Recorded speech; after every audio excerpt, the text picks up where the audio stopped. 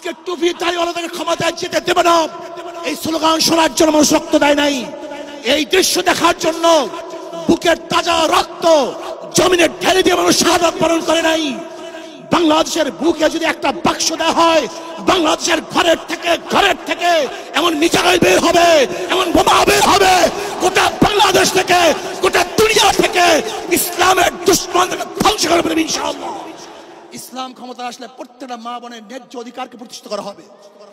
ইসলাম ক্ষমতা আসলে আগামী 5-10 বছরের মধ্যে সমস্ত গরিবরা দরিদ্র সীমার উপরে চলে যাবে।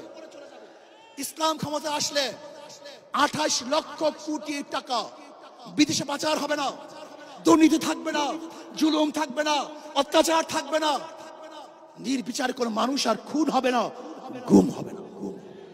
ইসলাম ক্ষমতা আসলে শ্রমিকদেরকে তাদের অধিকার আদায়ের জন্য রাস্তায় নামার কোনো প্রয়োজন হবে না। আমরা পিআর সিস্টেমে নির্বাচন চাই, সংখ্যানুপাতিক হারে নির্বাচন চাই। বিএনপি কেন মানছে না?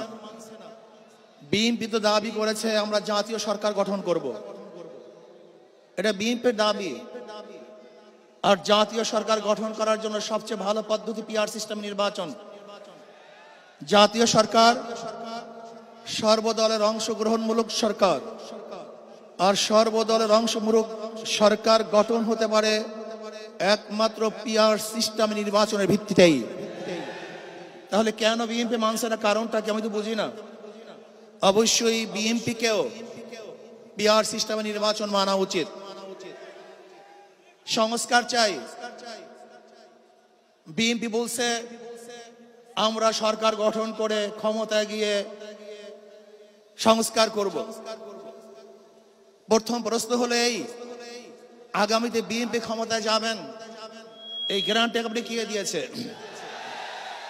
আপনি কিভাবে ভেবেছেন যারা 91 থেকে 96 পর্যন্ত ফেল করার কারণে 96 ক্ষমতায় আসতে পারে নাই, আবার 2001 থেকে 2005 পর্যন্ত দেশ চালাবার কারণে 2008-এ তারা ক্ষমতায় আসতে পারে নাই। 2001-এ বিএনপি ইশতেহার ঘোষণা করেছিল, সেই ইশতেহারের মধ্যে 10% বিএনপি বাস্তবায়ন করতে পারে নাই। এমনকি 2001-এ বিএনপির ইশতেহারের 1 নম্বর শর্ত তারা পালন করতে পারে নাই। আমি বিশ্বাস করি আগামীতে ক্ষমতায় কে যাবে না যাবে আমি জানি না, কিন্তু বাংলাদেশের জনগণ কোন দুর্নীতিবাজ, চাঁদাবাজ, দখলবাজ, খুনিদেরকে আর ক্ষমতায় নিবে না। বাংলাদেশের জনগণ রক্ত দিয়েছে, জীবন দিয়েছে বাংলাদেশে চাঁদাবাজি করার জন্য নয়, খুন করার জন্য নয়, দেশকে দখল করার জন্য নয়, দুর্নীতি করার জন্য মানুষ রক্ত দেয়, জীবন দেয়। বাংলাদেশের মানুষ জীবন দিয়েছিল, মানুষ মুক্তি পাবে, শান্তি পাবে।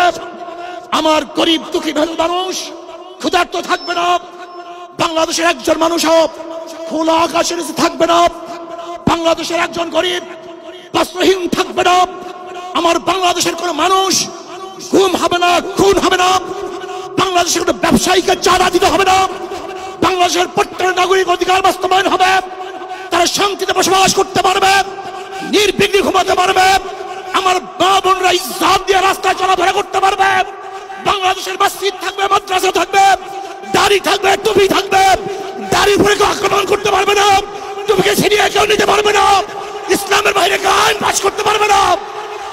এর জন্য জীবন দিয়েছিল, রক্ত দিয়েছিল। দ্বিতীয়বার দাড়ি টানবে, এই দৃশ্য দেখার জন্য মানুষ রক্ত দেয় নাই। মৌলবাদীর বিরুদ্ধে আঙ্গুল তুলবে, মোল্লা বলে গালি দিবে, আজকে টুপি দাড়িওয়ালাদেরকে ক্ষমতায় যেতে দেবে না, এই স্লোগান শোনার জন্য মানুষ রক্ত দেয় নাই।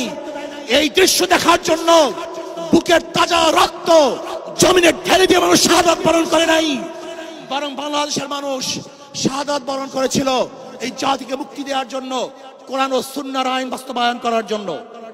বাংলাদেশের মানুষ ওই ভারতের গোলামি করার জন্য রক্ত দেয় নাই।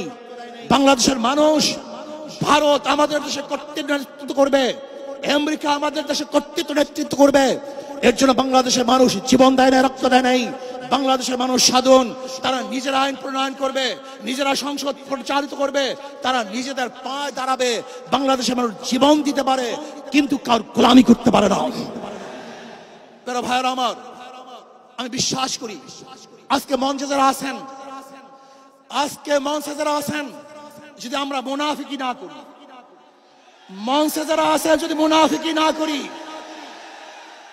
মুখের এবং কাজের কথা যদি একসাথে থাকেন, মুখের সাথে কাজের যদি মিল থাকে, আমি এই লক্ষ জনতার সামনে কসম করে বলতে পারি আগামীতে ক্ষমতায় যাবে ইসলাম, ক্ষমতায় যাবে ইসলাম, কোনো সন্দেহ নাই।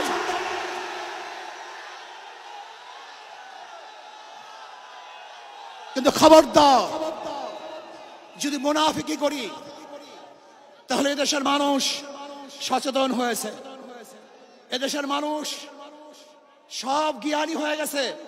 বিশ্বাস করবেন না, একজন রিকশাওয়ালা, ঠেলাওয়ালা, কুলি মজদুরের বক্তব্য শুনলে আমরা আশ্চর্য হয়ে যাই বাংলাদেশের মানুষ কত সচেতন, তারা কত সচেতন হয়েছে। যদি আমরা মুনাফিকি না করি, যদি আমরা ঐক্যবদ্ধ থাকি, বাংলাদেশে একটা বাক্স ইসলামের নামে দিতে পারি। যেরকম আমেরিকা এবং ওই সারস ইসরায়েল ইরানের উপর আক্রমণ করে ভেবেছিল মুহূর্তের মধ্যে নিশ্চিহ্ন করে দিবে, কিন্তু আক্রমণ করার পরে দেখেছে ইরানের গুহার থেকে কোথা থেকে বোম মিসাইল চলে আসছে। আমেরিকা এবং ইসরায়েল যেরকম অনুভব করতে পারে নাই, বাংলাদেশের বুকে যদি একটা বাক্স দেওয়া হয়, বাংলাদেশের ঘরের থেকে এমন মিসাইল বের হবে, এমন বোমা বের হবে, গোটা বাংলাদেশ থেকে, গোটা দুনিয়া থেকে ইসলামের দুশমনকে ধ্বংস করে ফেলবে ইনশাআল্লাহ। ঐক্য হন, মুনাফিকি করবেন না, একসাথ হন, ঐক্যবদ্ধ হন। এইটা আমার মেসেজ থাকবে। যদি ঐক্যবদ্ধ ভাবে ক্ষমতার লোভকে সংবরণ করে আমি ক্ষমতায় যেতে চাই না, ইসলামকে ক্ষমতায় নিতে চাই। আমি ক্ষমতায় যাইতে চাই না, কোরআন ও সুন্নাহকে ক্ষমতায় নিতে চাই। যদি আদর্শ লালন করেন, এই নীতি আদর্শ যদি গ্রহণ করেন, ইনশাআল্লাহ নাসরুম মিনাল্লাহি ফাতহুন করিব ওয়াবাশশিরিস সাবিরিন। সেই দিন আসতেছে, আমি দেখতেছি, মনে হয় আমার চোখের সামনে আমি দেখতেছি ওই সংসদের মধ্যে কলেমার কথা হবে, কোরআন ও সুন্নাহর কথা হবে, লা ইলাহা ইল্লাল্লাহ উচ্চারিত হবে। গোটা বাংলাদেশের মানুষ শান্তিতে বসবাস করতে পারবে, জুলুম থাকবে না, অত্যাচার থাকবে না, অবিচার থাকবে না। প্রত্যেকটা মানুষের প্রাপ্তি তাদের ঘরে ঘরে পৌঁছানো হবে। আজকে আমার মা বোনেরা মনে করছে ইসলাম ক্ষমতা আসলে আমাদের অবস্থাটা কি হবে। ইসলাম ক্ষমতা আসলে প্রত্যেকটা মা বোনের ন্যায্য অধিকারকে প্রতিষ্ঠিত করা হবে। ইসলাম ক্ষমতা আসলে আগামী 5-10 বছরের মধ্যে সমস্ত গরিবরা দরিদ্র সীমার উপরে চলে যাবে। ইসলাম ক্ষমতা আসলে 28 লক্ষ কোটি টাকা বিদেশে পাচার হবে না, দুর্নীতি থাকবে না, জুলুম থাকবে না, অত্যাচার থাকবে না, নির্বিচার কোনো মানুষ আর খুন হবে না, গুম হবে না। ইসলাম ক্ষমতা আসলে শ্রমিকদেরকে তাদের অধিকার আদায়ের জন্য রাস্তায় নামার কোনো প্রয়োজন হবে না। ইসলাম ক্ষমতা আসলে কৃষক, শ্রমিক, মজদুররা তাদের অধিকারকে প্রতিষ্ঠিত করার জন্য ইসলামী সরকার তাদেরকে নিয়ে কমিটি গঠন করে তাদের প্রাপ্তি তাদের কাছে পৌঁছায় দেবে। আসুন ইসলাম হুকুমাত কায়েম করার জন্য আমরা চেষ্টা করব। আজকে আমাদের এই জনসভায় যশোর থেকে আমার কিছু ভাই আসার সময় তার অ্যাক্সিডেন্ট হয়ে শাহাদাত বরণ করেছে। আল্লাহ তাদেরকে জান্নাতুল ফেরদাউস দান করেন। আমার অনেক ভাইয়েরা আহত অবস্থায় আছে, আল্লাহ পাক তাদেরকে সুস্থ করে দেন। আসুন আজকে জনসমুদ্রে আমরা আসছি, আমাদের টাকা নাই, পয়সা নাই, নিজের পয়সা দিয়ে এসছি, নিজের খানা খেয়েছি। এই জাতিকে, এই দলকে, এই কাফেলাকে গোটা দুনিয়ার কোনো প্রশক্তি পরাজয় করতে পারবে না, থামিয়ে রাখতে পারবে না। অবশ্যই ইনশাআল্লাহ আমরা বিজয় হব।